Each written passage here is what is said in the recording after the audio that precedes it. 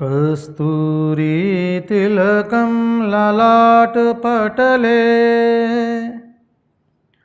वक्षस्थले कौस्तुभम् नासाग्रे वरमौक्तिकं करतले वेणुकरे कङ्कणम् सर्वाङ्गे हरिचन्दनं सुललितं कण्ठे च मुक्तावली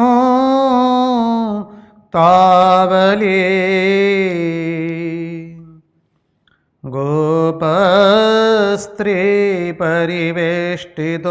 विजयते गोपालचूडामणिः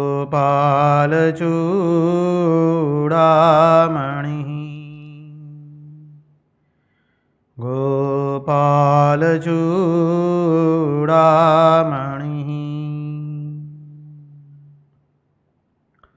स्वस्ति श्रीगणेशाय नमः। श्री सरस्वत्यै नमः। श्रीगुरुभ्यो नमः। नारायणं नमस्कृत्य नरं चैव नरोत्तमं देवीं सरस्वतीं व्यास ततो जयमुदीरयेत्। नमस्ते शारदे देवी सरस्वती मतिप्रदे वसत्वं मम जिह्वाग्रे सर्वविद्याप्रदा भव। मन्नाथो जगन्नाथो मद्गुरु जगद्गुरु ममात्मा सर्वभूतात्मा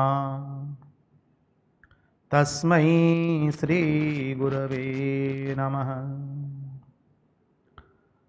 सच्चिदानन्दरूपाय विश्वोत्पत्त्यादिहेतवे तापत्रयविनाशाय श्रीकृष्णाय वयं नुमः।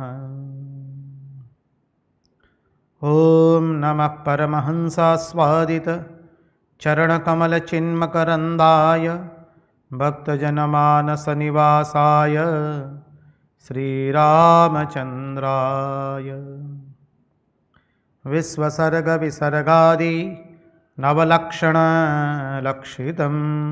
श्रीकृष्णाख्यं परं धाम जगद्धाम नमामि तत्। ॐ स्थापकाय च धर्मस्य सर्वधर्मस्वरूपिणे अवतारवरिष्ठाय रामकृष्णाय ते नमः। मुखं करोति वाचालं पङ्गुं लङ्घयते गिरिं यत्कृपात्वमहं वन्दे परमानन्दमाधवम्। कृष्ण कन्हैया लाल की जय। भक्तवत्सल भगवान की जय। वृंदावन बिहारी लाल की जय। भागवत भगवान की जय। भागवत भक्त भगवान की जय। भगवान श्री राम कृष्ण देव की जय। ओम नमो भगवते वासुदेवाय। नारायण नारायण नारायण नारायण। सर्वप्रथम हम पूज्यपाद स्वामी आदि भवानंद जी महाराज के चरणों में सश्रद्धेय हमारे प्रणाम निवेदित करते हैं। तत्पश्चात रामकृष्ण आश्रम राजकोट के अध्यक्ष पूज्यपाद स्वामी निखिलेश्वरानंद जी महाराज के चरणों में हमारे सश्रद्धेय प्रणाम निवेदित करते हैं। उपस्थित पूज्यपाद प्रभु सेवानंद जी महाराज सह अन्यान्य समस्त सन्यासी महात्माओं एवं विरक्तों के चरणों में हम हमारे सश्रद्धेय प्रणाम निवेदित करते हैं। जो कोई भी इस दृश्य श्राव्य माध्यम से इस भागवत रसामृत का रसपान कर रहा है, उन सब के हृदय में निवासित उस अनंत अखंड अविनाशी परब्रह्म परमात्मा को मुहुर मुहुर वंदन करके आइए भागवत भगीरथी में हम अवगाहन करें।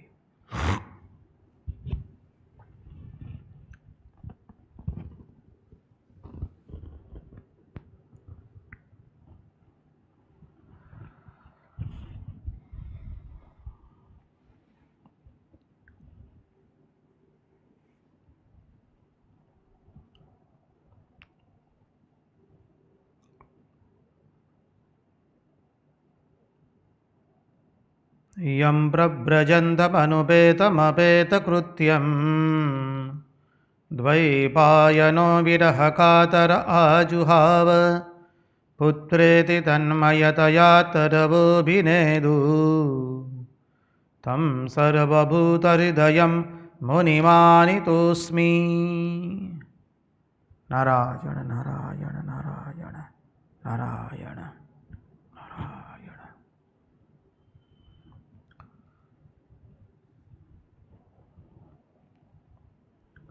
आइए तो हम परमहंस शिरोमणि भगवान सुखदेव जी के चरणारविंद में बैठ करके भगवान की आगे लीलाओं का आस्वादन करें।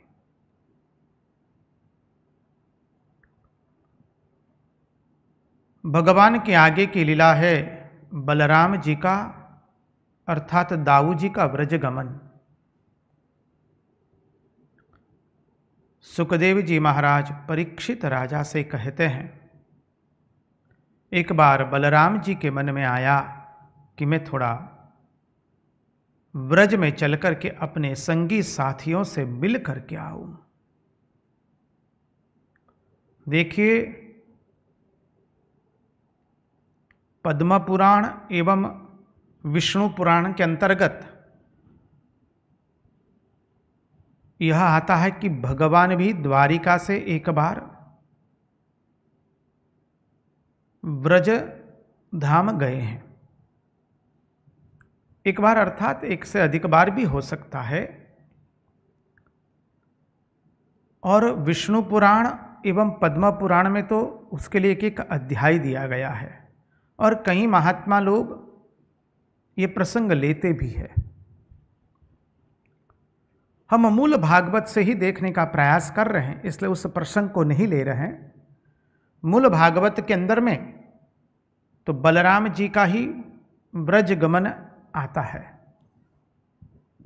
मूल भागवत में यह भी आता है एक जगह प्रसंग कि श्री कृष्ण पुनः पुनः मधुदेश में जाते हैं, ऐसा द्वारिका वासी कहते हैं। करुण मधुन वाथ सुरदि दृक्षया। लेकिन यहां पर केवल बलराम जी का ही व्रज गमन है, तो हम उसी को देखेंगे। बलराम जी अर्थात दाऊ जी व्रज में पधारे अपने रथ के साथ। जैसे ही ब्रजवासियों ने बलराम जी को देखा, सब लोग आनंदित हो गए। बलराम जी दाऊ जी दौड़े दौड़े जाते हैं माता यशोदा एवं नंद बाबा के पास। उनके चरणों में शीश झुका करके अपने प्रणाम निवेदित किए हैं। नंद बाबा एवं यशोदा मैया ने बलराम जी को आशीर्वाद दिए कि आप दोनों भाई चिरकाल तक हमारी रक्षा करते रहे। बलराम जी गदगद हो चुके हैं नंद बाबा एवं यशोदा मैया को देख करके। यशोदा मैया की आंखों में अश्रु आ गए। बलराम जी को गले से लगाया है। सब गोप गोपियां एकत्रित हो गई। सब ग्वाले आए, भगवान ने आलिंगन किया, दाऊ जी ने आलिंगन किया सबके साथ। कईयों को प्रणाम किया, आलिंगन किया, हाथ जोड़े, अनेकविध प्रकार से अभ्यागत पूर्ण होने के बाद अब ग्वालों ने कहा कि आपके कुटुंब का तो भी बहुत विस्तार हो चुका है।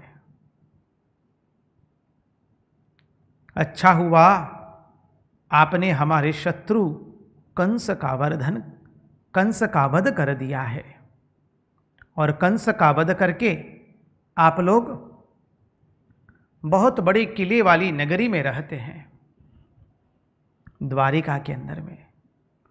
ये सौभाग्य की बात है कि आप लोगों ने हमारे शत्रु कंस का वध करके हम लोगों की रक्षा की है। क्या आप लोगों को हमारी याद आती है कभी कभी? गोप बालक, गोपजन पूछ रहे हैं। अनेकों अनेक गोपियां आ गई है।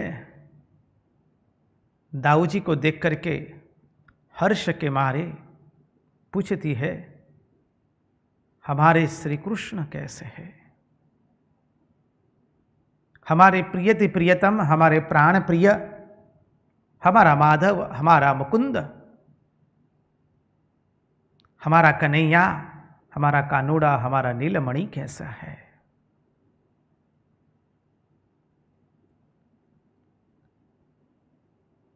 गोपियों ने कहा कि वो जिस नगर में रहते हैं उस नगर की नर नारियां तो उनको प्रेम करते हैं ने। अरे क्या बताए, उनकी ऐसी चाल है, उनका ऐसा सुमधुर स्मित है, उनका ऐसा अति सुंदर वदन है, उनकी बातें चपल है, वो सर्व का मन हरण कर लेते हैं। हमारे श्री कृष्ण सकुशल तो है ना। बाद में गोपियों ने कहा कि देखिए, दुरस्त्य जनान स्वजनान, हमने उनके लिए सर्वस्व का त्याग किया, लेकिन वो हमको छोड़ करके चले गए। अब बताओ, ऐसे जगत में कौन सी नार होगी जो किसी पुरुष पर अभी विश्वास करेगी? इस तरह से गोपियां उलाहना दे रही है दाऊ जी को कन्हैया के नाम पर। उलाहना देते देते गोपियां रो पड़ती है। गोपियों के नेत्रों से अश्रुधाराएं बहने लगती है।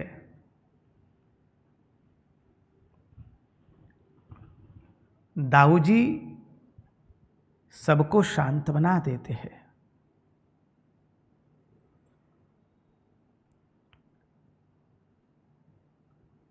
एक गोपी ने कहा कि वो हमारे बिना अब कैसे जी पा रहे हैं। गोपी रोते रोते बेहोश हो रही है, तो और एक गोपी ने कह दिया, अरे चुप रह सखी, जब वो हमारे बिना रह सकते हैं तो क्या हम उनके बिना रह नहीं सकते हैं? और इतना बोलते बोलते वह गोपी स्वयं रो दी और कहा कि हम श्री कृष्ण के बिना जीवित नहीं रह सकती है। गोपियों का दबा हुआ प्रेम आज प्रकट हुआ है दाऊ जी के सामने। गोपियां जब रोने लगी, दाऊ जी उनको भगवान का संदेश सुनाते हैं, भगवान की लीला सुनाते हैं। जैसे गोपियों के हृदय में ठंडक लगी। तव कथामृतम तप्त जीवनम कविभिरीडितम रहितं कल्मषापहम् श्रवणमङ्गलं श्रीमदाततं भुवि गृह्णन्ति ते भूरिदा जना।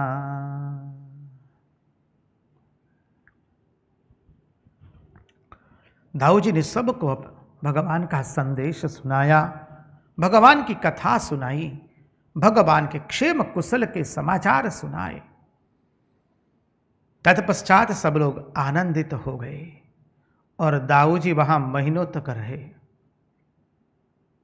2 महीने तो रुके हैं ब्रजधाम में। नंद बाबा के ब्रज में दाऊ जी 2 महीने तक रुक गए। देखिए, भगवान ने महारास के बाद जब शंखचूड़ का वध किया था तो शंखचूड़ के वध के प्रसंग में ही यह विदित हो गया था कि गोपियों का 2 गुट था। एक गुट भगवान श्री कृष्ण से रास लीला करता है और दूसरा गुट दाऊ जी के साथ रास लीला करता है। एक गुट परमात्मा श्री कृष्ण को चाहती हैं और एक गुट दाऊ जी को चाहते हैं, क्योंकि दाऊ जी तो शेषावतार है और अध्यात्म अर्थ से देखे तो श्री कृष्ण प्रद्युम्न अनिरुद्ध एवं संकर्षण ये भगवान के ही अवतार है। इसलिए भगवान ने ही अपना एक स्वरूप प्रकट करके संकर्षण के रूप में जैसे आए हैं, तो एक गुट दाऊ जी से प्रेम करता है, दाऊ जी को अपना सर्वस्व मानता है।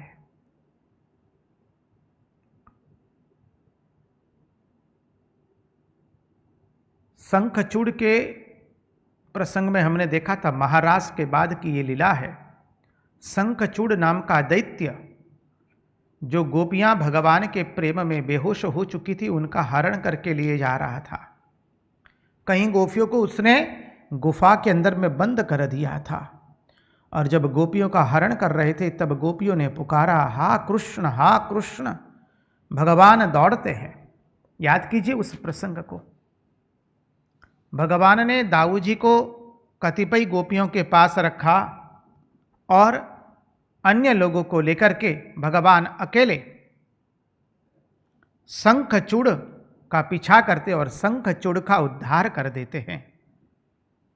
और गोपियों जो गुफा के अंदर में बद्ध थी, भगवान ने उनको गुफा में से बाहर निकाला और दाऊ जी को वो मणि जो शंखचूड़ के पास था वो दे दिया। तो उसी प्रसंग से ही तय हो चुका था कि गोपियों के 2 गुट थे। एक गुट दाऊ जी से रास लीला करता था और एक गुट परमात्मा श्री कृष्ण से। अब दाऊ जी आए तो दाऊ जी ने गोपियों के साथ रास लीला की है। दाऊ जी यमुना जी में जाते हैं और यमुना जी को कहते हैं, आओ हम तुम्हारे जल में अब स्नान करेंगे, लीला करेंगे। यमुना जी को जब कहा हम तुम्हारे अंदर स्नान करेंगे और यमुना जी आई नहीं। यमुना जी आई नहीं। दाऊ जी थोड़े क्रोधित तो हुए। दाऊ जी ने अपना हल लिया और यमुना जी को कहते अब तुम्हारे मैं 100 टुकड़े कर दूंगा। और दाऊ जी टुकड़े करने जा रहे। यमुना जी समझ गई। यमुना जी थर थर कांपने लगी। दाऊ जी के सामने प्रकट होती है। यमुना जी को पता चलेगा कि दाऊ जी कौन है। यमुना महारानी भगवान की क्षमा मांगती है। दाऊ जी उनको अभय देते हैं और दाऊ जी ने अनेक लीलाएं की वहां। देखिए, इसलिए आप कभी वृंदावन जाएंगे और उसको ठीक से देखेंगे तो एक और कालियादह की तरफ गंगा यमुना जी है एक और रमण रेती की ओर यमुना जी है, और एक और इधर में बंसीवट की ओर है, और चौथी है अक्रूर घाट की तरफ। वृंदावन में यमुना जी थोड़ी टेढ़ी दिखती है। अब वृंदावन की परिक्रमा भी करेंगे, वृंदावन का ठीक से निरीक्षण करेंगे तो पता लग जाएगा कि श्रीधाम वृंदावन में यमुना जी थोड़ी टेढ़ी है। वो बलराम जी के हल के कारण ही टेढ़ी हो गई है। तो बलराम जी का ये व्रज गमन है। बलराम जी 2 माह जितना समय श्रीधाम व्रज में, नंद बाबा के व्रज में व्यतीत करके पुनः द्वारिका धाम लौट आते हैं। अब जब दाऊ जी श्रीधाम व्रज में थे, तब द्वारिका में एक घटना घट गई है।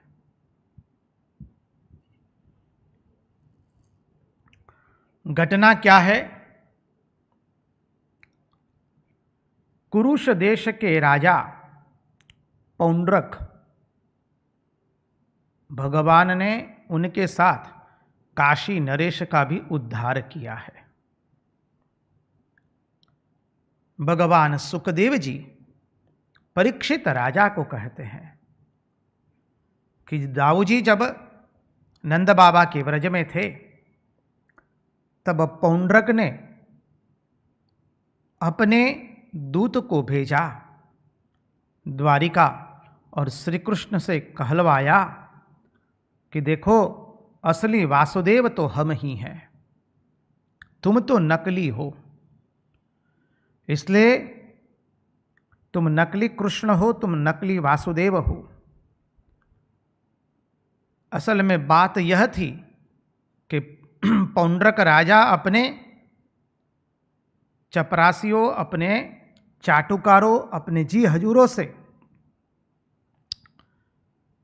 उनका मन भ्रमित हो गया था। उनके चाटुकारों ने, जी हजूरों ने उनका मन भ्रमित कर दिया था, और उनके चाटुकारों ने उनको कहा कि असली कृष्ण तो आप ही है, असली वासुदेव तो आप ही है। जो द्वारिका में वासुदेव है, द्वारिका में जो श्री कृष्ण है, वो तो नकली है। आप उनको दूत भेज करके सूचित कर दीजिए, बाद में युद्ध होगा तो देखा जाएगा। और वो पौंड्रक ने भी किया क्या था, लकड़ी के दूसरे 2 हाथ बना दिए थे, लकड़ी का गरुड़ बना दिया था, लकड़ी का शंख, चक्र, गदा इत्यादि बना लिया था। और उसके चाटुकारों ने और काशी नरेश ने उसको इतना चढ़ाया कि उसने दूत भेज दिया द्वारिका में। जब पौंड्रक राजा का दूत द्वारिका के अंदर में सभा में आकर के कहते हैं कि हमारे राजा ने कहलवाया कि असली कृष्ण तो वही है, आप नकली कृष्ण है, इसलिए आप अपना सब स्वांग छोड़ दीजिए और उनकी शरण में आइए।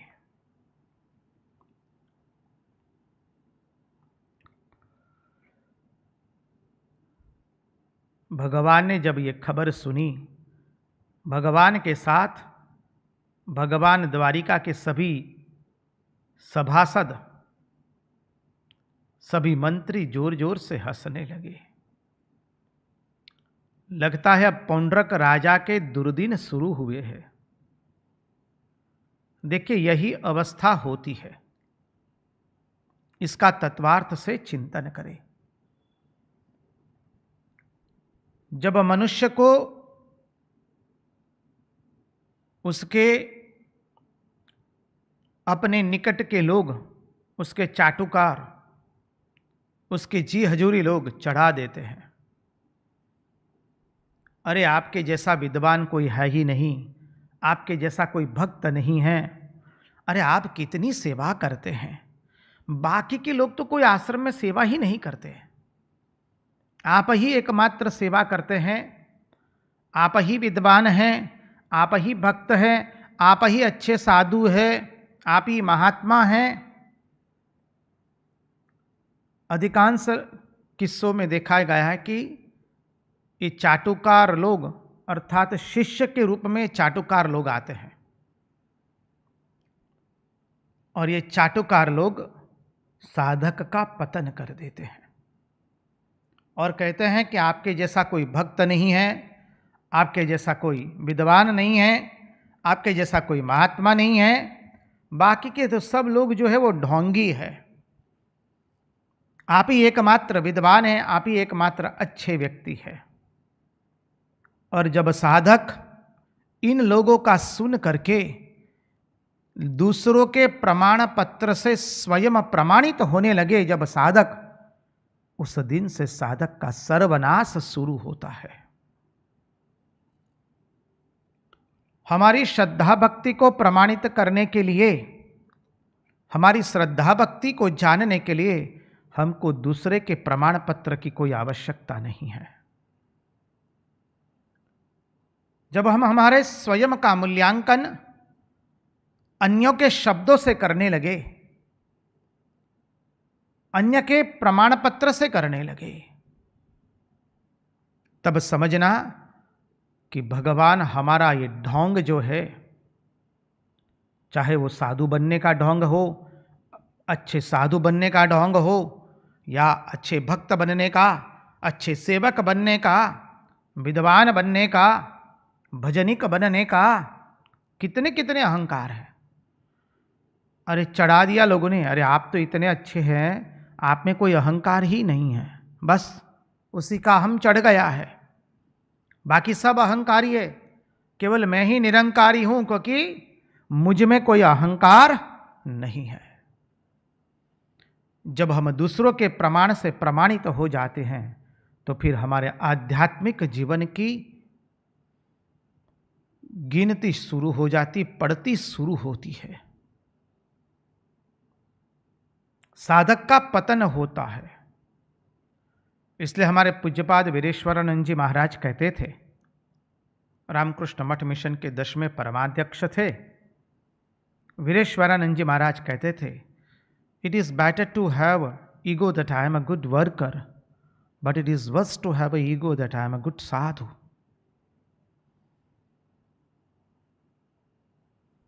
मैं अच्छा कर्मी हूं, ये अहंकार होने से बच जाएंगे थोड़े बहुत, लेकिन जब अहंकार आया कि मैं अच्छा साधु हूं, तब सर्वनाश शुरू हो जाएगा। जब मनुष्य में अहंकार हो जाता है कि मैं अच्छा भक्त हूं, अच्छा सेवक हूं, मेरे जैसी सेवा कोई करता नहीं है आश्रम में, तब हमारा अध्यात्म की दृष्टि से पतन शुरू हो जाता है, क्योंकि हम परिच्छिन्न बन गए। परिच्छिन्न बने तो फिर तो अब हमारे टुकड़े होने वाले हैं। समझिए, हम ही अधिक साधन भजन करते हैं, हम ही अधिक शास्त्रों का अध्ययन करते हैं, हम ही अधिक साधना पथ पर अग्रसर हो रहे, बाकी सब लोग तो केवल मजा मार रहे हैं। यह जब भावना आ जाए तो समझना है हम अग्रसर नहीं हो रहे, हमारा पतन हो रहा है, क्योंकि हम परिच्छिन्न हो गए। परिच्छिन्न हुए तभी अहंकार आया, और जहां अहंकार आ गया फिर वहां भगवान रहता नहीं है। भगवान रहते नहीं, वहां भगवत भाव नहीं रहता है, वहां असुर भाव का आगमन हो गया। हम जो अहंकार करते, किसका अहंकार करते? इस 3.5 हाथ का, और 3.5 हाथ का शरीर क्या है? हाड़ मांस रक्त विष्ठा मलमूत्र से भरा हुआ है। इसलिए रुद्र भगवान ने भगवान की स्तुति करते हुए कहा था, प्रभु जो आपकी भजना नहीं करता है वो क्या करता है? असत भाव को सत समझ लेता है और फिर आपकी माया में मुग्ध हो जाता है। किसी की प्रशंसा करने से वो यदि प्रसन्न हो जाए तो समझ लीजिए उसमें असुर तत्व भरा है। इसलिए अपने स्वयं को कभी दूसरों से प्रमाणित नहीं करवाना है। इसलिए तुलसीदास का भाव है, बहुत सुंदर भाव है। संत प्रवर तुलसीदास जी ने कहा, मौसम कौन कुटिल खल कामी। मेरे समान तो कोई दूसरा कुटिल खल एवं कामी नहीं है। हमने प्रसंग बताया था, भाई श्री हनुमत प्रसाद पोद्दार जी को एक बहुत बड़े नामांकित स्वामी जी बड़ी सभा में प्रमाण पत्र दे रहे थे कि आप बहुत बड़े भक्त हैं। सब तय हुआ, सभा जुट गई, महात्मा जी पधार गए। हनुमत प्रसाद पोद्दार जी कहीं दिखाई नहीं देते हैं, आए ही नहीं। बहुत ढूंढा पर मिले नहीं। बाद में कुछ माह के बाद लोगों से जब मुलाकात हुई तो लोगों ने पूछा, आप क्यों नहीं गए? इतना बड़ा सम्मान कर रहे थे, इतने बड़े स्वामी जी जो नामांकित है। हनुमत प्रसाद पोद्दार जी ने कह दिया, जिनको भाई श्री कहते हैं, देखिए हम कितने भक्त हैं वो हमसे अधिक कोई नहीं जानता है। हम कैसे हैं वो हमसे अधिक कोई नहीं जानता है। और हम यदि भक्त हैं तो उसके लिए हमको किसी के पास से प्रमाण पत्र लेने की आवश्यकता नहीं है। हमारे भीतर में क्या है वो हम ही जानते हैं। लोग तो वेश को देखते हैं, लोग तो बाहरी चीज को देखते हैं। समझिए, तो यही पौंड्रक राजा के साथ हुआ। तात्पर्य यह है इस सुंदर प्रसंग का कि मनुष्य को अपने अध्यात्म जीवन की मूल्यांकन अन्य के वचनों से नहीं करना है। अपने आध्यात्मिक जीवन का मूल्यांकन, अपने परमार्थ की यात्रा का मूल्यांकन अन्यों के प्रमाण पत्र से नहीं करना है। अन्य के वखाण जो करते हैं, चाटुकारों की चाटुकी से नहीं करना है, चापलूसों की चाटुकारी से नहीं करना है, जी हजूरों की चापलू से नहीं करना है।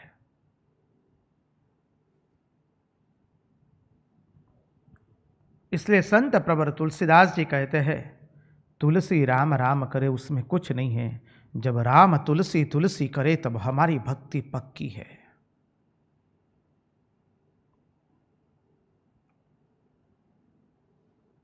लोग हमें महात्मा कह दे, विद्वान कह दे, दीन दुखियों के तारक कह दे, तो क्या हम ऐसे बन गए क्या?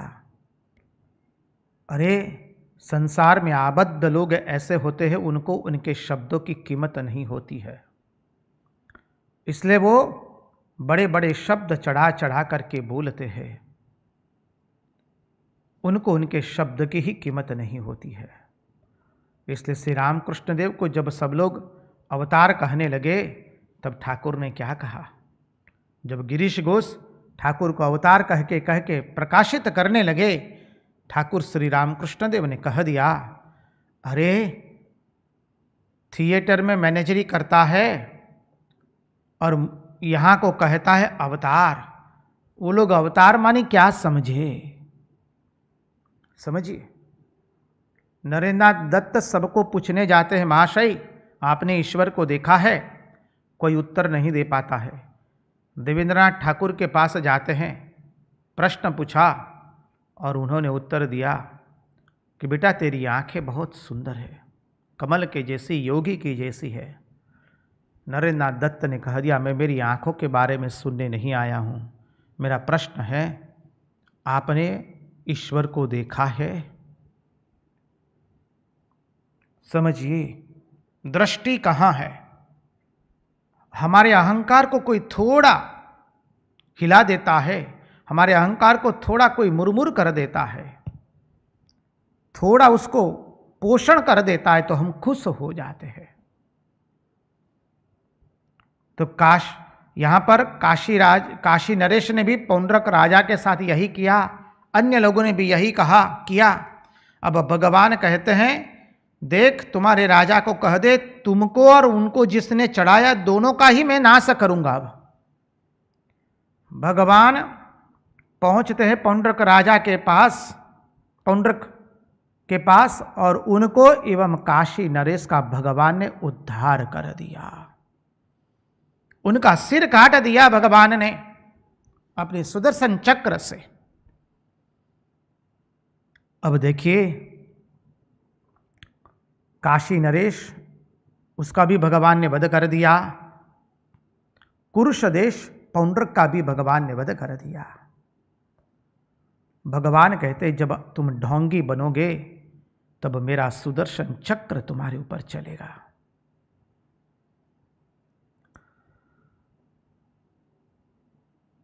देखिए, तत्पश्चात काशी नरेश के पुत्र सुदीक्षण ने ब्राह्मणों से बुलवा करके यज्ञ किया और उसमें से कृत्या को उत्पन्न किया श्री कृष्ण को मारने के लिए। और वो कृत्या द्वारिका को जलाने लगी। भगवान ने अपने सुदर्शन चक्र से उस कृत्या का पीछा किया और वो कृत्या फिर वापस सुदीक्षण एवं ब्राह्मणों के पास आती है। भगवान ने सुदीक्षण एवं ब्राह्मणों का वध कर दिया और काशी को जलाया फिर भगवान ने। इस घटना का तात्पर्य समझिए। जो पौंड्रक एवं काशी नरेश और इधर सुदीक्षण एवं अन्यान्य ब्राह्मणों का भगवान के सुदर्शन चक्र ने वध किया, तात्पर्य यह है कि कोई कैसे भी भगवान की भजना करे, क्रोध से, ईर्ष्या से, द्वेष से, तिरस्कार से, मोह से, लोभ से, काम से, किसी भी भाव से भगवान की भजना करे, भगवान का याद करे, भगवान को याद करे तो भगवान उसका कल्याण करते हैं। पौंड्रक ने दंभ से ही भगवान का नामस्मरण किया है, दंभ से ही भगवान श्री कृष्ण का चिंतन किया है, इसलिए सारा जीवन तो वो जलता रहा भगवान श्री कृष्ण के द्वेष से। लेकिन अंत में भगवान श्री कृष्ण का उसने द्वेष किया था, परिणाम स्वरूप भगवान का सतत स्मरण कर रहा था, इसलिए भगवान ने अंत में उसका उद्धार कर दिया है। पौंड्रक ने दंभ से ही भगवान का स्मरण किया कि मैं भगवान कृष्ण हूं। इसी तरह से उसने दंभ से ही श्री कृष्ण का स्मरण किया है। जो लोग द्वेष एवं दुर्गुण को स्वीकार करके काम, क्रोध, लोभ, मोह इत्यादि से भगवान का नामस्मरण करते हैं, भगवान उनका भी कल्याण कर देते हैं। बस शर्त इतनी है, किसी भी भाव से हम भगवान के पास चले जाए, चाहे शत्रु भाव हो, वात्सल्य भाव हो, ईर्ष्या का भाव हो, काम का भाव हो, लोभ का भाव हो, दास्य भाव हो, सख्य भाव हो, शांत भाव हो, मधुर भाव हो, कोई भी भाव हो, बस जीवन का लक्ष्य इतना ही है हमारा कि हम भगवान के पास चले जाए। जब भगवान के पास चले जाएंगे फिर भगवान हमें सदगति देंगे। भागवत धर्म यही कहता है कि यदि आप कुछ नगर में रहते, कोई नगर में रहते, नगर में दंगे फसाद हुए, आप भाग रहे हैं, आपके पीछे लोग भाग रहे हैं मारने के लिए, और आप यदि किसी मंदिर की ओर अग्रसर हो रहे हैं, भगवान का स्मरण कर रहे हैं, तो वो आपका भागवत धर्म हो गया। और यदि भगवान की ओर दौड़ते दौड़ते भी आपकी मृत्यु हो जाए तो समझ लीजिए कि आपको सदगति होगी। आप किस तरह से भगवान की ओर गति कर रहे वो मुख्य नहीं है, आप भगवान की ओर गति कर रहे उतना ही महत्वपूर्ण है। इस घटना का तात्पर्य बता करके भगवान सुखदेव जी हमें आगे की लीला में प्रवेश कराते हैं। आगे की लीला है द्विविध वानर का वध।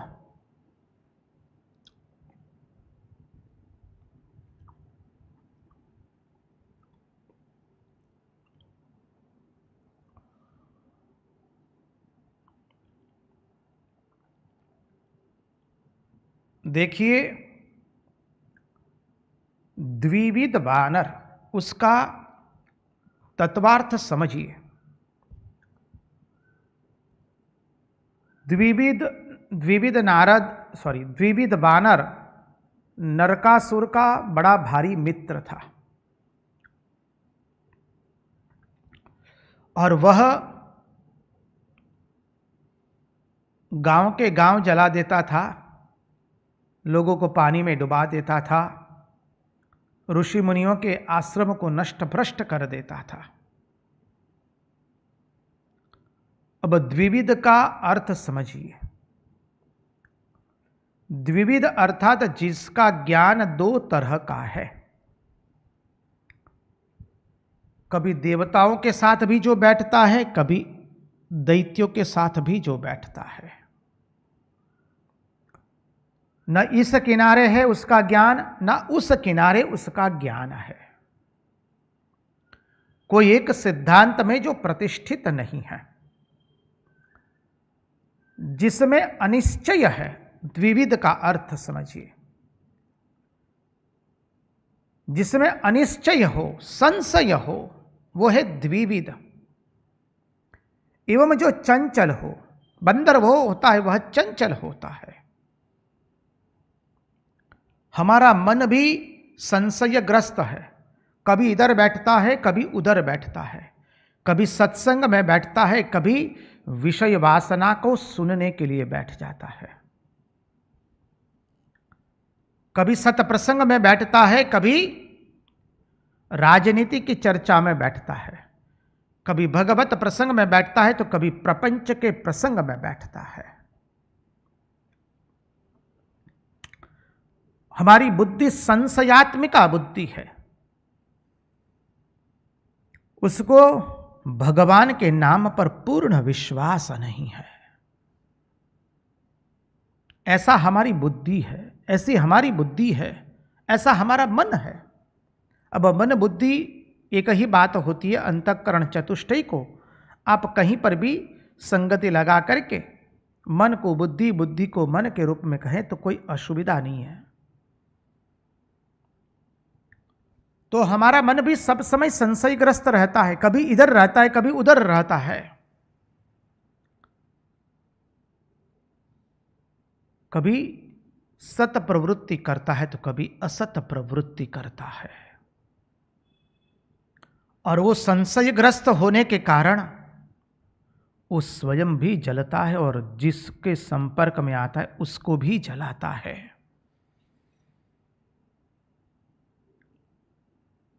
वह संशयग्रस्त मन हमको जलाता है, हम जल रहे। चिता तो मनुष्य को एक बार ही जलाती है, लेकिन चिंता ऐसी है कि मनुष्य को वो प्रतिपल जलाती है। और चिंता क्यों होती है?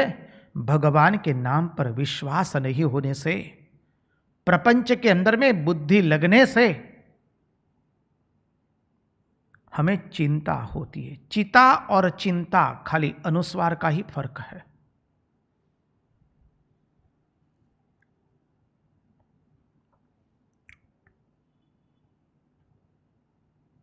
चिता तो एक ही बार जलाती है, चिंता प्रतिपल हमको जलाती है। हमारे मन में संशय है, क्या सचमुच भगवान है? क्या सचमुच शास्त्रों का अध्ययन करने से हम भगवान की ओर चलेंगे? कि क्या सचमुच हमें भगवान का नाम लेना चाहिए? क्या सचमुच हम सही रास्ते पर है?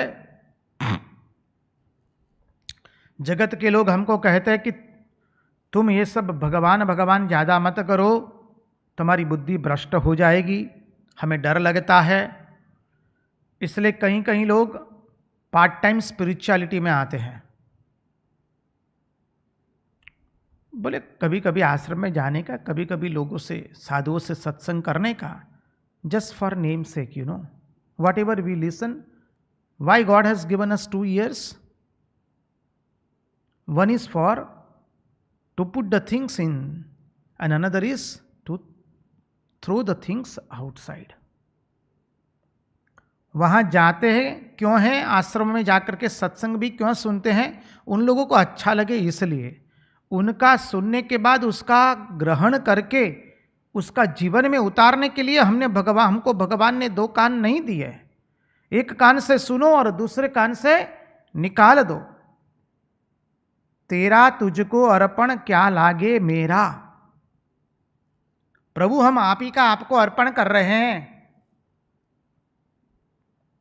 इसलिए बीच बीच में बोले स्पिरिचुअलिटी में जाने का। Be a part time spiritual person, not full time. ये संशयग्रस्त बुद्धि की निशानी है। द्विवेदी, द्विवेदी ब्राह्मण है, यहां पर द्विविध शब्द प्रयोग किया है। द्विवेदी अर्थात दो वेदों को जानने वाले, द्विविध अर्थात जिसकी बुद्धि संशयग्रस्त है। कभी देवताओं के पक्ष में भी होती है, कभी दैत्यों के पक्ष में भी। हमारी बुद्धि कभी भोग करने की भी अच्छी सी बुद्धि देती है और कभी कभी बहुत जलते हैं, अज्ञान रूपी अंधकार में डूबते हैं, तब बुद्धि कहती है थोड़ा सत्संग भी करो। बहुत सत्संग करने के बाद बुद्धि कहती है थोड़ा अभी प्रपंच का चिंतन करो तो थोड़ा रिलैक्स हो जाएंगे। ये सब द्विविध बुद्धि है। और यह द्विविध रैवत पर्वत पर जब बलराम जी गए थे, तब बलराम जी को बहुत अवरोध दे रहा है, बलराम जी को परेशान कर रहा है। और बलराम जी ने तुरंत अपने हल को याद किया और हल को याद करके बलराम जी ने द्विविध का वध कर दिया।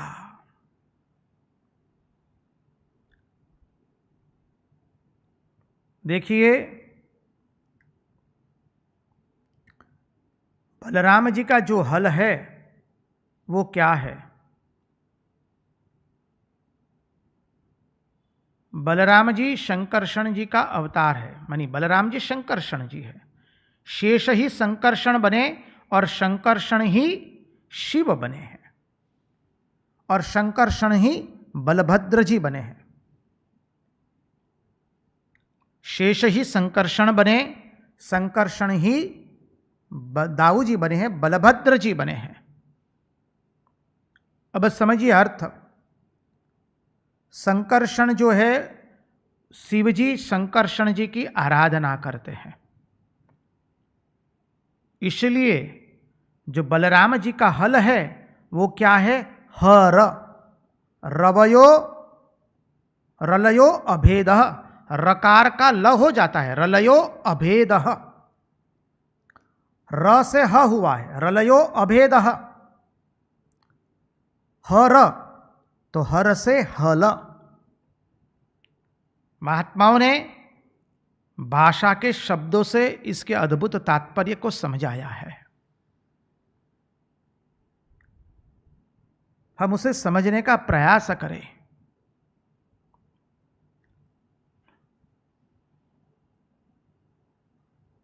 तो बलराम जी का जो हल है वो और कुछ भी नहीं है, वह शिव जी का ही हर है। और इसलिए जहां पर बलराम जी ने हल को याद किया, हल प्रकट हुआ और बलराम जी ने, दाऊ जी ने द्विविध को नाश कर दिया, द्विविध का नाश कर दिया, द्विविध का उद्धार किया। बोलो शंकरषण भगवान की जय, दाऊ जी महाराज की जय।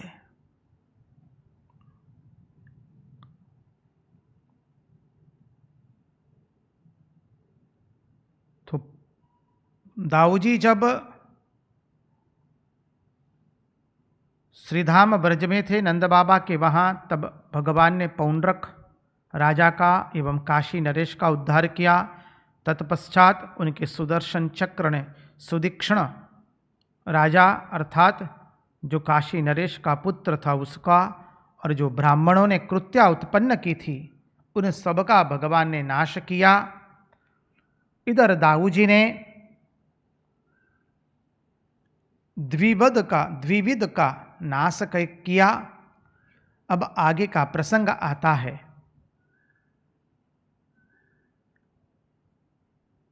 जाम्बवती नंदन सांब का। सांब के विवाह का प्रसंग आता है। जाम्बवती नंदन सोचता है कि ये कौरव लोग, पांडव लोग जब चाहे तब हमारी द्वारिका में आकर के यहाँ से राजकन्याओं का अपहरण करके उनसे ब्याह करके चले जाते हैं। क्यों हम न उनके हस्तिनापुर में जाकर के उनकी राजकुमारी का अपहरण करके उनसे ब्याह करके ले आए। इसलिए जाम्बवती नंदन सांब एक दिन हस्तिनापुर गए और वहां दुर्योधन की पुत्री लक्ष्मणा का अपहरण करके वो उसको उठा करके वापस द्वारिका आ रहे थे।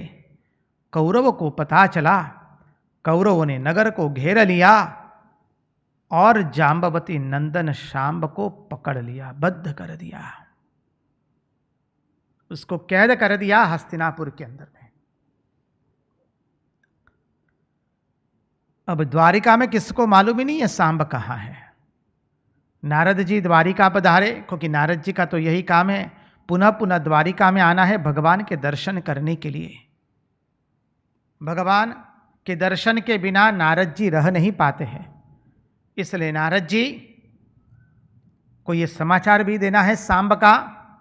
तो सांब का समाचार देने के लिए नारद जी द्वारिका में पधारे और कहा कि भाई आप लोगों को मालूम है क्या सांब कहाँ है?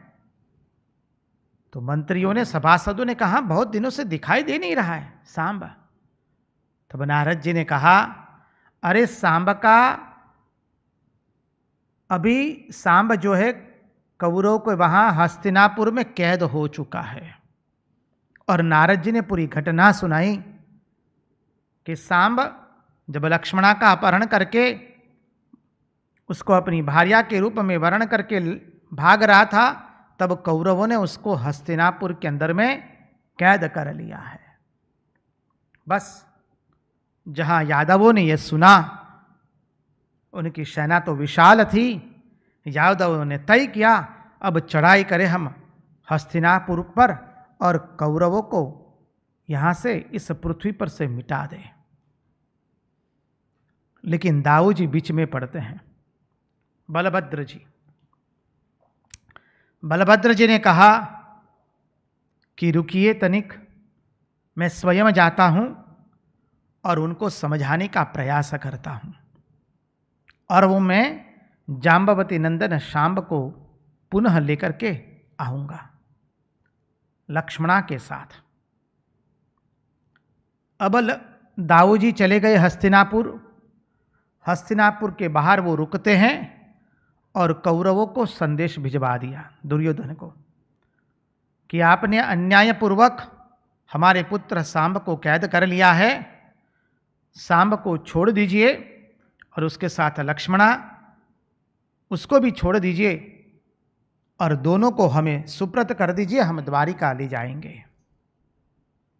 जब कौरवों ने ये बात सुनी, दुर्योधन को दाऊ जी का ये पता चला, तो दुर्योधन और कौरव तो अपने सत्ता मद में, वैभव के मद में, अपने बाहुबल के मद में मस्त थे।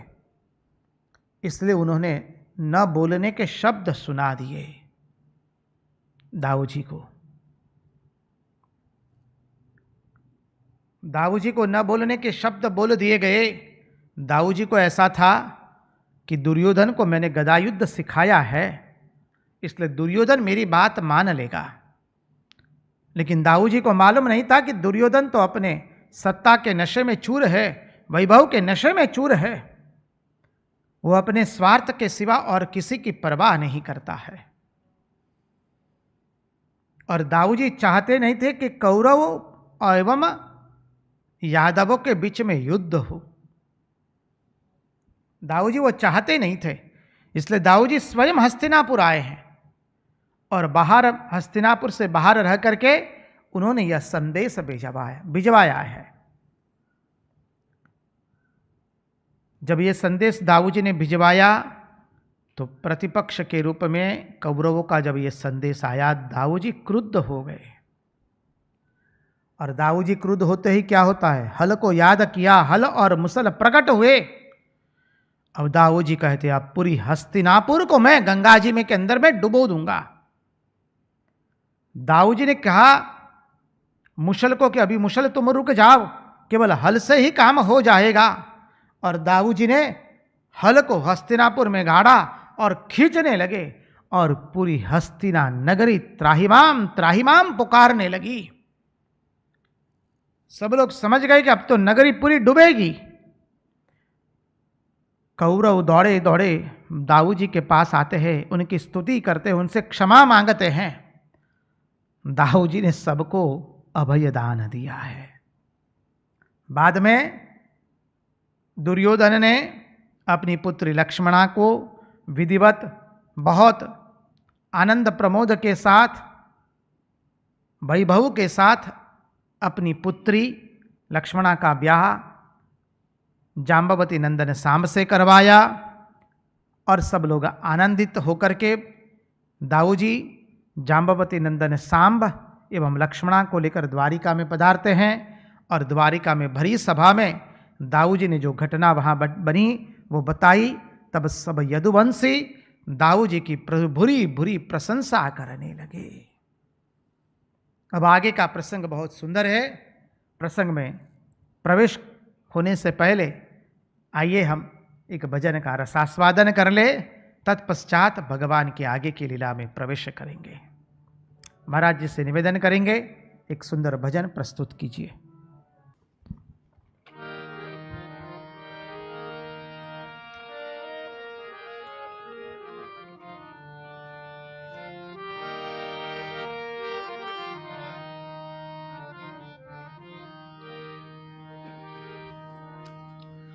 कर सत्संग अभी से प्यारे, कर सत्संग अभी से प्यारे, नहीं तो आखिर रोना है।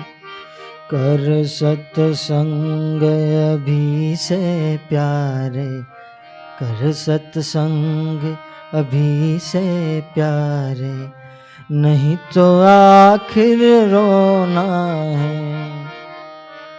अंत काल को कामन आवत, अंत काल को कामन आवत, वृथा जगत रिजवाना है। कर सत्संग अभी से प्यारे, नहीं तो आखिर रोना है।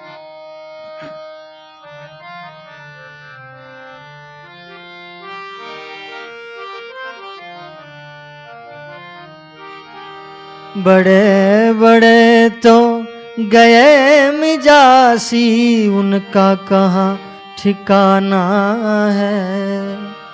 बड़े बड़े तो गए मिजासी, उनका कहाँ ठिकाना है।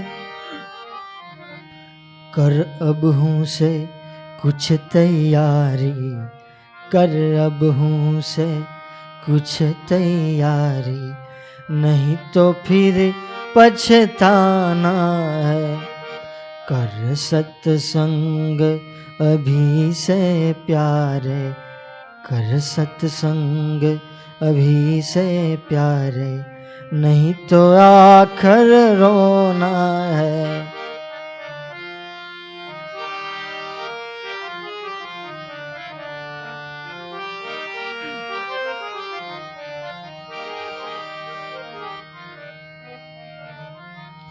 पड़ा रहेगा महल खजाना, छोड़ त्रियासुत जाना है। पड़ा रहेगा महल खजाना, छोड़ त्रियासुत जाना है। खिला पिला के देह बढ़ाया, खिला पिला के देह बढ़ाया, वो भी अगन में जलाना है। कर सत्संग अभी से प्यारे, नहीं तो आखिर रोना है।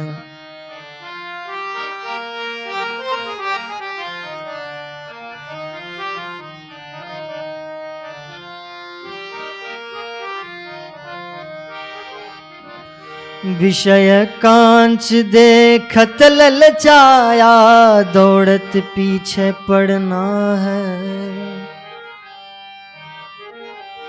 विषय कांच देखत ललचाया, दौड़त पीछे पड़ना है। मिले असल आत्म हीरा तो, मिले असल आत्म हीरा तो, आप अपन पर हंसना है। कर सत्संग अभी से प्यारे, कर सत्संग अभी से प्यारे, नहीं तो आखिर रोना।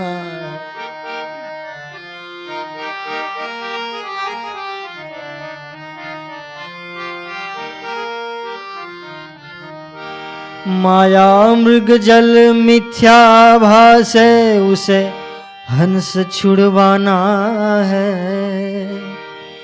माया मृग जल मिथ्या भासे, उसे हंस छुड़वाना है। कर सेवा सद्गुरु की प्यारे, कर सेवा सद्गुरु की प्यारे, उससे राह मिल जाता है।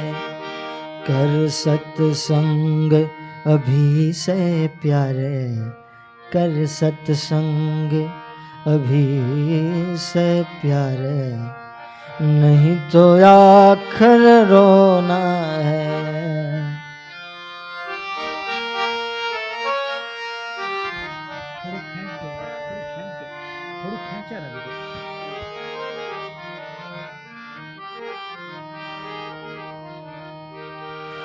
मरे पोथी सुनवाव पंडित, खाली डोल दिखाना है। मरे पोथी सुनवाव पंडित, खाली डोल दिखाना है। लगा आप में आप ही गोता, लगा आप में, लगा आप में आप ही गोता, आपा सब घुलवाना है। कर सत्संग अभी से प्यारे, कर सत्संग अभी से प्यारे, नहीं तो आखिर रोना है।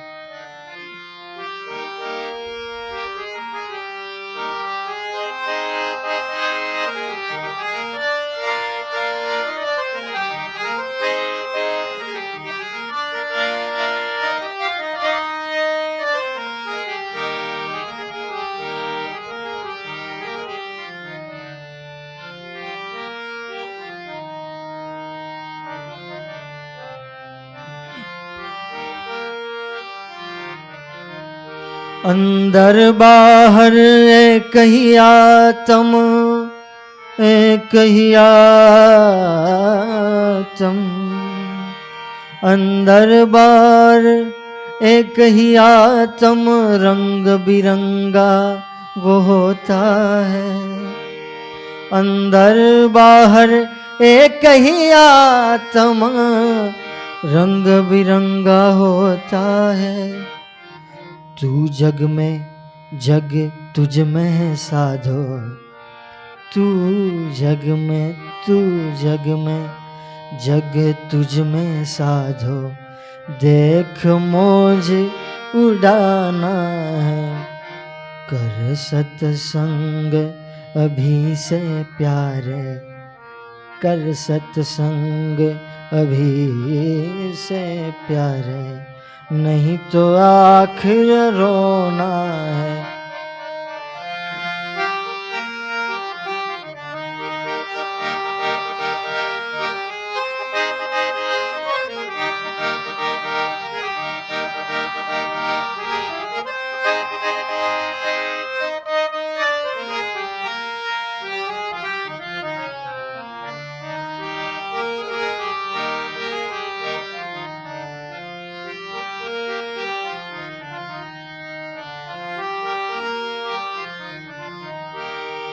जो जो दिखता वही बिगड़ता, निर्विकार दिखया है।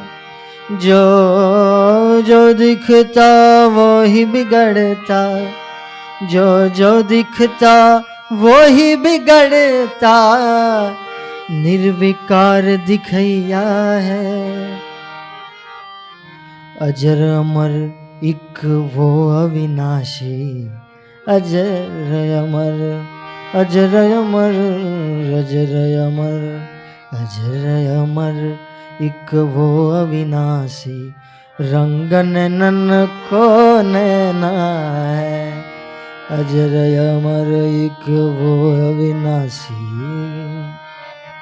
रंग नैनन को, रंग नैनन को, रंग नैनन को, रंग नैनन को, रंग नैनन को, रंग नैनन को, रंग नैनन को, रंग नैनन को, रंग नैनन, रंग नैनन को नैना है। रंग नैनन को नैना है, रंग नैनन को नैना है। कर सत्संग अभी से प्यारे, कर सत्संग अभी से प्यारे, नहीं तो आखिर रोना है। अंत काल को कामन आवत, वृथा जगत रिजवाना है। कर सत्संग अभी से प्यारे, कर सत्संग अभी से प्यारे, कर सत्संग अभी से प्यारे।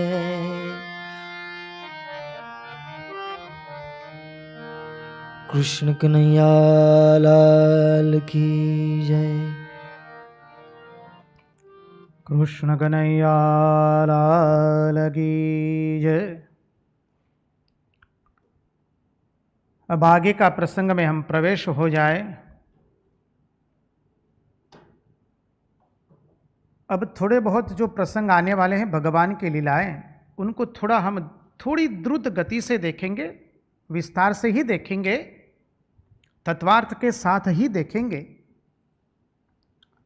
क्योंकि हमको वेद स्तुति भी लेनी है, सुदाम देव का प्रसंग भी लेना है, भगवान की और एक लीला अद्भुत आने वाली है। भगवान ने विविध रूप धारण किया, दो दो रूप एक साथ धारण किए हैं, वो प्रसंग भी लेना है, और तत्पश्चात एकादश स्कंद में प्रवेश भी करना है। तो चलिए अब आगे के प्रसंग में, आगे का प्रसंग आता है 69वां या 70वां अध्याय में हम पहुंच चुके हैं।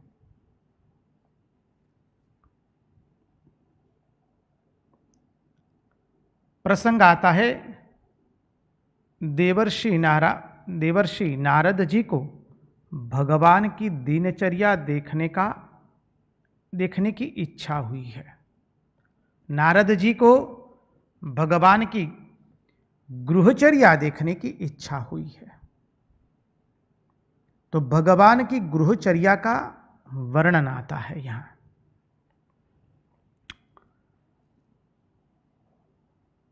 ये प्रसंग का तात्पर्य महात्मा लोग बहुत सुंदर समझाते हैं। देखिए, इस चरित्रों का, भगवान के इन चरित्रों का वर्णन इसलिए यहाँ पर किया गया है, भगवान की नारद जी की गृहचर्या के लीला में कि भगवान के अंदर में भक्ति हो, उनकी भक्ति हमारे हृदय में आए, इसलिए भगवान की गृहचर्या का सुंदर वर्णन किया है। भगवत भक्ति के लिए उनके चरित्रों का श्रवण करना पड़ता है, और भगवत भक्ति प्राप्त करने के लिए उनके चरित्रों के श्रवण के बिना दूसरा कोई उपाय नहीं है। हम विगत 98 दिनों से यह देख रहे हैं, जैसे सुगंधित चीज को देखने पर नाक से सूंघने की इच्छा होती है, स्वादिष्ट वस्तु को देखने पर जिह्वा से खाने की इच्छा होती है, चखने की इच्छा होती है, सुंदर वस्तु को देख करके नेत्रों से उसके दर्शन करने की इच्छा होती है। वैसे ही भगवान की कथा को सुन करके हमें भगवान को देखने की इच्छा प्रकट हो जाती है। भगवान की कथा सुन करके हम भगवान का एक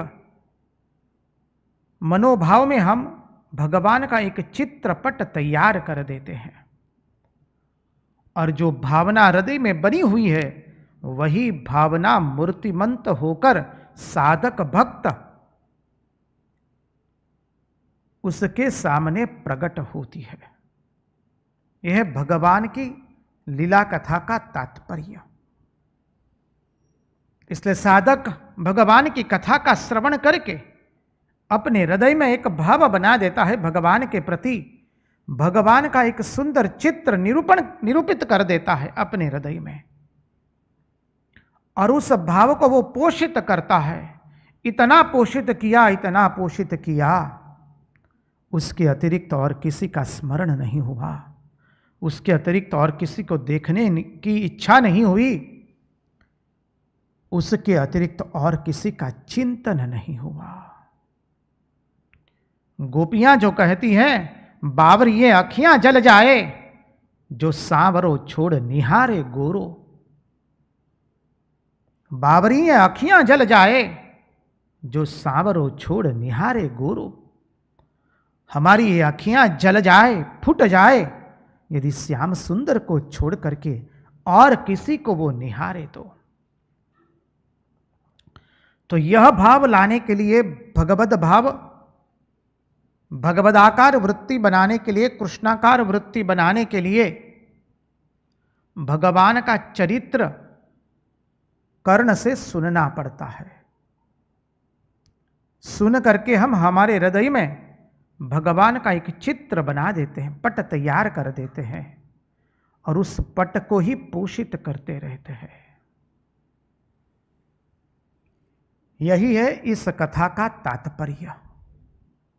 तब चले परमहंस शिरोमणि भगवान सुखदेव जी के चरणारविंद में बैठ करके भगवान की गृहचर्या का दर्शन करने चले। देखिए, हमने अभी अभी कहा आपको, नारद जी कोई न कोई बहाना बना करके तुरंत द्वारिका वापस पहुंच जाते हैं, कोई ना कोई गए और आए। क्योंकि नारद, उसका तात्पर्य भी समझ लीजिए, नारद अर्थात हमारा मन। हमारा मन भगवान को छोड़ करके कहीं आनंद प्राप्त नहीं कर सकता है। भगवान को छोड़ करके, भगवान की कथा को छोड़ करके उसको कहीं शांति नहीं प्राप्त हो सकती है, कहीं आनंद प्राप्त नहीं हो सकता है। उदाहरण को याद कीजिए, हमने देखा था एक पात्र में आपने दूध को गर्म किया है, अब उस दूध में आप शर्करा डाल देंगे तो शर्करा दूध में घुल जाएगी, शर्करा दूध में एक हो जाएगी, लेकिन उसी दूध में आप यदि पत्थर डालेंगे तो पत्थर गुलता नहीं है। पत्थर और दूध एक बनते नहीं हैं। क्यों नहीं बनते हैं? क्योंकि पत्थर और दूध विजातीय है, जबकि दूध एवं शर्करा सजातीय है। हम और भगवान सजातीय है। इसलिए हमारा मन भगवान के सिवा और कहीं लगता नहीं है। हमारा मन फंसता है। मन हमारा संसार में फंसता है, धन में फंसता है, किसी व्यक्ति में फंसता है, नाम यश कीर्ति ख्याति विख्याति में फंसता है, पद प्रतिष्ठा में फंसता है, वासना में फंसता है, दुश्मनावट में फंसता है, राग द्वेष में फंसता है। मन लगता है तो केवल परमात्मा में ही लगता है, क्योंकि परमात्मा और हम सजातीय है। परमात्मा अंगी है और हम अंग है। परमात्मा अंशी है और हम अंश है। मम यवांशो जीवलोके जीवभूत सनातनः। तो नारद जी जैसे द्वारिका से बाहर गए, तुरंत वापस द्वारिका में आ गए। महात्मा और आचार्य हमें समझाते हैं, भगवान की कथा सुनने के बाद कथा का चिंतन सारा दिन चले, यह प्रयत्न करना है। क्योंकि हम लोगों का उद्देश्य है, ये 1.5-2 घंटे भगवान की कथा सुनना उद्देश्य नहीं है। हमारा उद्देश्य तो ये कथा 24 घंटा चलती रहे हमारे मन में, यह है। बस जब 2 घंटे की जगह 24 घंटा हो गया कथा, बस जीवन का लक्ष्य प्राप्त हो गया। उसी के लिए हम बैठे हैं, 2 घंटे कथा करने के लिए। तो जीवन का उद्देश्य सतत भगवत प्रसंग चलता रहे हमारे मन में, प्रपंच का विस्मरण हो जाए और भगवान की कथा में मन लग जाए। यही है भगवान की कथा का तात्पर्य। इसलिए नारद जी अर्थात मन जैसे भगवान की कथा से प्रपंच में गया, तुरंत फिर वापस आ जाना, ला देना है। और उस मन को पुनः पुनः प्रहार करके भगवान की कथा में नियोजित करना है। इसलिए साधु लोग जब एक दूसरे से मिलते हैं तो नमो नारायण कहते हैं और कहते हैं, दर्शन साफ है ने, दर्शन तो साफ है ने, अर्थात हैव यू मेडिटेटेड प्रॉपरली? आपने ध्यान तो ठीक से किया है ना? एक साधु दूसरे साधु से मिलेगा तो पूछेगा नहीं, कैसे हैं जी, क्या हाल चाल है, बताइए क्या क्या चल रहा है। अरे वो तो संसारी पूछेगा।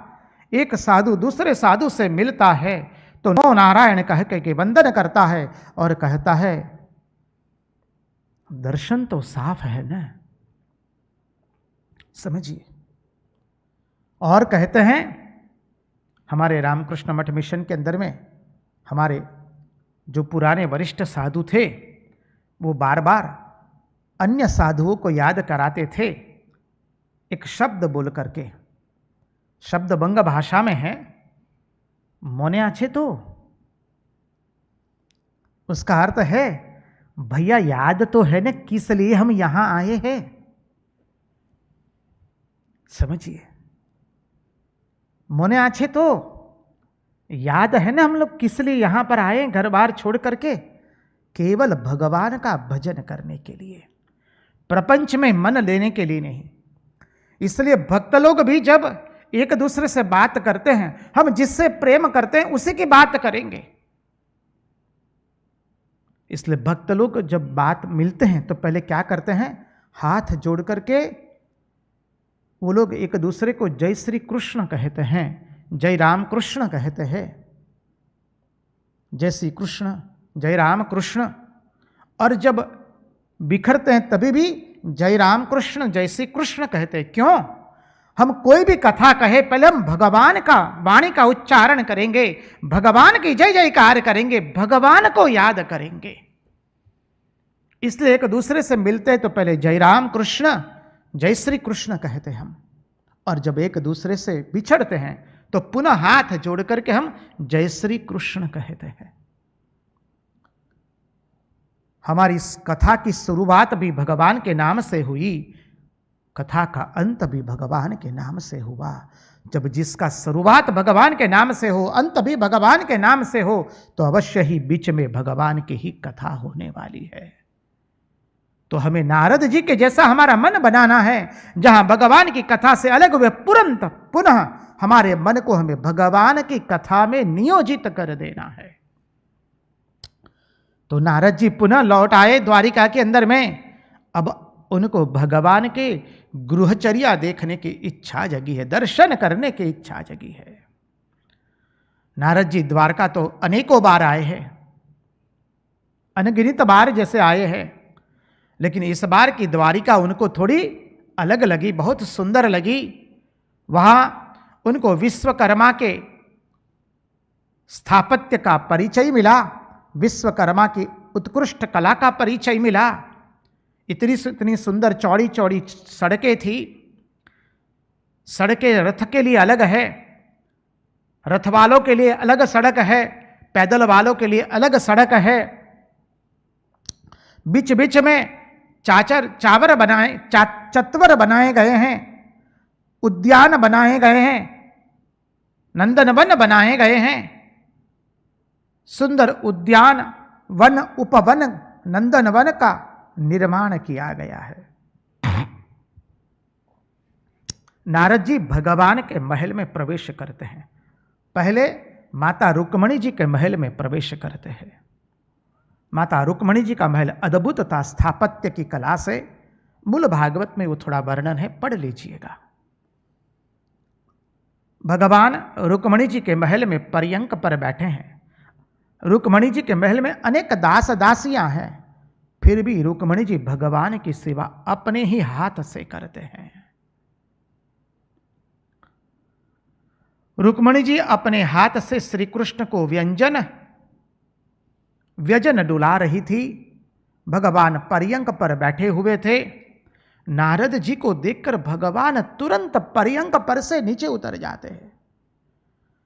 भगवान को साष्टांग दंडवत प्रणाम किया है नारद जी को भगवान ने नारद जी को साष्टांग दंडवत प्रणाम किया, उनका सुंदर सत्कार किया, उनको सुंदर आसन पर बैठाया है, उनके चरणों को धोया है। तत्पश्चात भगवान उनके चरणों तक को अपने मस्तिष्क पर धारण करते हैं। ये भगवान की भगवत्ता को देखिए। कृष्णस्तु भगवान स्वयं, भगवान ने उनके चरणों तक को अपने मस्तिष्क पर धारण किया। भगवान हाथ जोड़ करके कहते हैं, हे नारद ऋषि, आपकी हम क्या सेवा कर सके। नारद जी भगवान के अद्भुत विनय अनुनय को देखकर नारद जी गदगद हो गए। नारद जी की आंखों से जैसे अश्रु बह रहे। नारद जी भगवान को कहते हैं, प्रभु आप हमसे प्रेम करते हैं, हमारा सम्मान करते हैं, यह आपका बड़ा अनुग्रह है हम पर।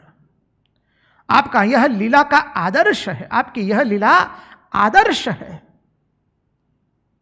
प्रभु आपके चरणों का दर्शन हो गया, अब और कुछ प्राप्त करने की इच्छा नहीं है। प्रभु आप आशीर्वाद दीजिए कि आपका सतत स्मरण बना रहे, हम आपके स्मरण से एक क्षण के लिए भी विस्मृत न हो जाए। आप हमारे ऊपर आपका अनुग्रह कीजिए। इसके बाद भगवान के अन्य महल में गए। भगवान अन्य पटरानी के साथ उद्धव जी के संग चौसर खेल रहे। जहां उन्होंने नारद जी को देखा, भगवान कूद पड़े, उनके चरणों में गिर पड़े। उद्धव जी के सह भगवान ने नारद जी को प्रणाम किया और कहा, प्रभु आपके आने का प्रयोजन बताइए, हम क्या आपकी सेवा कर सके। ऐसे नारद जी भगवान के अनेकों महलों में गए।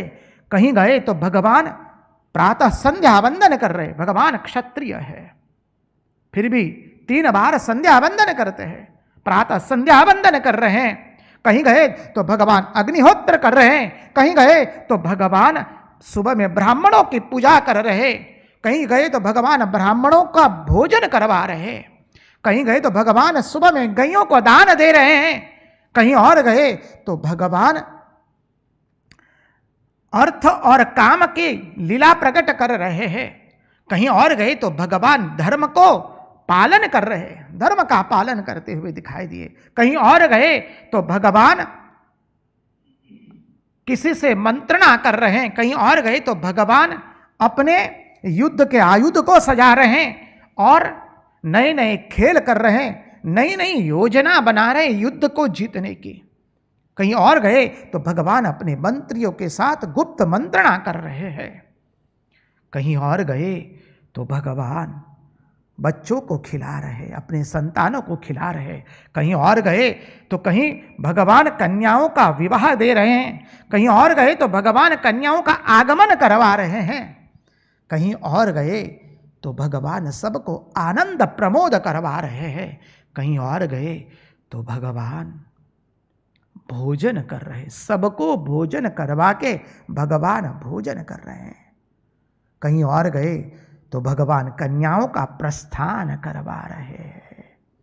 नारद जी भगवान की अद्भुत लीला देख करके भगवान के चरणारविंद में गदगद हो गए और भगवान को पुनः पुनः प्रार्थना करते हैं, प्रभु हमें आपकी इस योग माया का दर्शन नहीं करना है, अब हम अभिभूत हो गए हैं, प्रभु हम आपके मूल स्वरूप का ही दर्शन करना चाहते हैं। नारद जी विस्मृत हो गए, नारद जी ने हाथ जोड़ दिया और भगवान से कहा, प्रभु हमने आपकी योग माया का दर्शन कर लिया, मेरे लिए तो आपकी लीला का गान करते हुए आपके स्मरण में मग्न रहना यही मेरे जीवन का लक्ष्य है। कृष्ण कन्हैया लाल की जय। उन्हीं की वाणी उन्हीं के चरणों में समर्पित करते हुए हम भी भगवान से प्रार्थना करते करते रहे, प्रभु हम भी आपकी लीला का गान करते हुए हमारी मन की मति गति और रति आपके चरणों में बनी रहे। कृष्ण कन्हैया लाल की जय। भक्त वत्सल भगवान की जय। वृंदावन बिहारी लाल की जय। सब संतन की जय। सब भक्तन की जय। ओम नमः पार्वती पतये। हर हर महादेव हर।